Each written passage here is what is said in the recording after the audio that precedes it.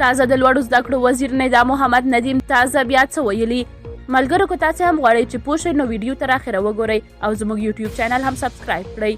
ندیم د پوهنتون استادانو ته وایي راتلونکی نسل په دیني او عقیدوي زده کړو سمبال کړئ. اطلاعات روز وایي طالبانو د لوړو زده کړو وزارت سرپرست ندا محمد ندیم د پوهنتون له استادانو غوښتي دي چې راتلونکی نسل له مسلکي زده کړو سره سره په دیني او عقیدوي زده کړو هم سمبال کړي. د طالبانو د لوړو زده کړو وزارت په یوه خبرپاڼه کې ویلي چې ندیم دا څرګندونې نن یکشنبه اووم د کب د ژبې او ادبیاتو ژورنالیزم او ټولنیزو علومو د پوهنځیو د تحصیلي نصاب د بیاکتنې او پرمختګ د دویمې دورې د کلستر د پیل په مراسمو کې کړي دي.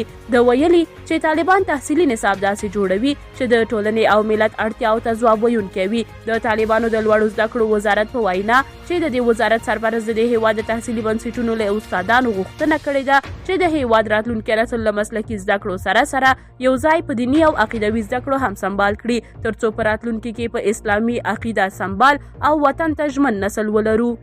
د طالبانو د حکومت اصلي تمرکز پر ایډیالوژیکو زده کړو دی. په داسې حال کې چې ښوونځي د نجونو پر مخ تړلي دي، طالبان د دیني مدرسو د پراختیا په هڅه کې دي. د ډلې په هر ولایت کې یوه جهادي مدرسه جوړه کړې ده.